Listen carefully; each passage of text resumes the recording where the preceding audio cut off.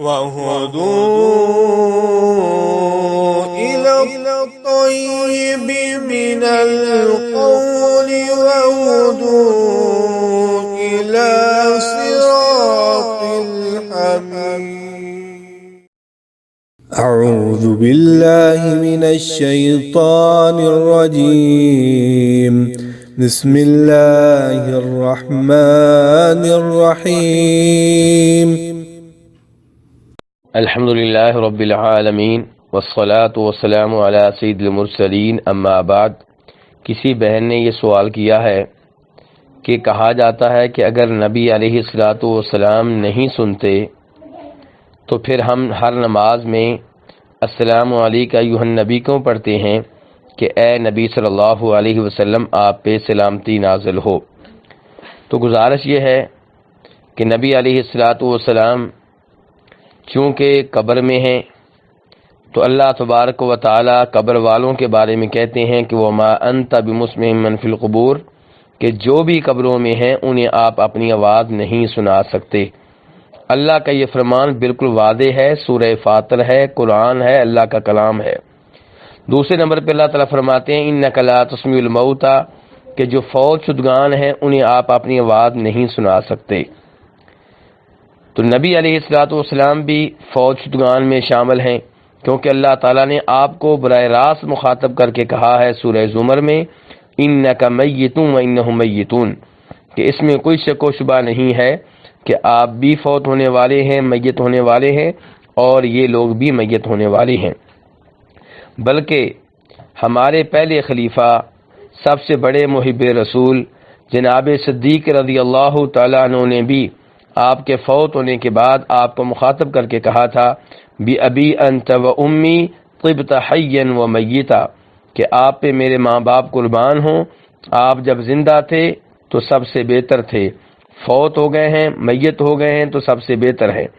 تو آپ پہ میت کا لفظ اللہ نے بھی بولا اور آپ پہ میت کا لفظ جناب ابو بکر صدیق رضی اللہ عنہ نے بھی استعمال کیا، بلکہ یہی لفظ آپ کے اوپر جناب علی رضی اللہ عنہ نے بھی استعمال کیا ہے، جیسا کہ ابن ماجہ کی حدیث ہے. تو کہنا یہ چاہتا ہوں کہ آپ فوت ہو چکے ہیں، اور فوت شدگان کے بارے میں اللہ کا فرمان ہے کہ إِنَّكَ لَا تُسْمِعُ الْمَوْتَىٰ، کہ فوت شدگان کو آپ اپنی آواز نہیں سنا سکتے. ہاں یہ بات درست ہے کہ جب ہم مردے کو دفن کر کے واپس جا رہے ہوتے ہیں تو نبی علیہ السلام نے فرمایا کہ مردہ تمہارے قدموں کی آڑ سنتا ہے. یہاں پہ بھی آپ نے یہ کہا ہے کہ مردہ تمہارے قدموں کی آڑ سنتا ہے، یہ نہیں کہا کہ تمہارے رونے کی آواز سنتا ہے، تمہارے نوحے کی آواز سنتا ہے، تمہاری گفتگو سنتا ہے، تمہاری دعائیں سنتا ہے، تمہاری اذانیں سنتا ہے، تمہاری اقامتیں سنتا ہے. نہیں، صرف یہ کہا کہ تمہارے قدموں کی آڑ سنتا ہے، وہ بھی تب جب تم دفن کر کے واپس جا رہے ہوتے ہو. تو اس کے علاوہ قرآن پاک کا وہی اصول ہے کہ فوت شدگان کو آپ اپنی آواز نہیں سنا سکتے. اب بھائی کہتے ہیں، بہن کہتی ہیں کہ اگر ہم آپ علیہ السلام کو آواز نہیں سنا سکتے تو نماز میں آپ کو مخاطب کر کے سلام کیوں پڑھتے ہیں؟ تو میری بہن یہ اس لیے کہ ہمارا سلام آپ تک پہنچتا ہے اور فرشتوں کے ذریعے پہنچتا ہے، اور یہ بھی خود آپ علیہ السلام نے بتایا ہے، نسائی شریف کی حدیث ہے. آپ کہتے ہیں کہ إِنَّ لِلَّهِ مَلَائِكَةً سَيَّاحِينَ فِي الْأَرْضِ يُبَلِّغُونِي مِنْ أُمَّتِي السَّلَامَ، اللہ کے فرشتے ہیں زمین میں گھوم پھر رہے ہیں، وہ مجھے میری امت کی طرف سے سلام پہنچاتے ہیں. تو آپ نے بتا دیا کہ سلام پہنچانے والے مجھے فرشتے ہیں. تو ہم سلام پڑھتے ہیں اس لیے کہ فرشتے پہنچاتے ہیں، اور اس لیے بھی پڑھتے ہیں کہ ہمیں اتحیات میں آپ پہ سلام پڑھنے کا حکم دیا گیا ہے. اور یہاں پہ یہ بھی واضح کر دوں کہ عبداللہ ابن مسعود رضی اللہ تعالیٰ عنہ، جیسا کہ بخاری شریف میں آتا ہے، انہوں نے اور دیگر صحابہ کرام نے آپ کے فوت ہو جانے کے بعد اتحیات میں آپ پہ سلام پڑھتے ہوئے آپ کو مخاطب کرنا ترک کر دیا تھا.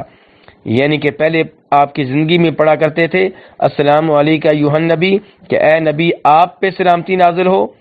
جب آپ فوت ہو گئے تو کہا کرتے تھے السلام علی النبی، نبی علیہ السلام پہ سلامتی نازل ہو. پھر یہ نہیں کہتے تھے کہ اے نبی آپ پہ سلامتی نازل ہو. اے نبی آپ پہ، یہ الفاظ انہوں نے ترک کر دیے تھے آپ کے فوت ہو جانے کے بعد۔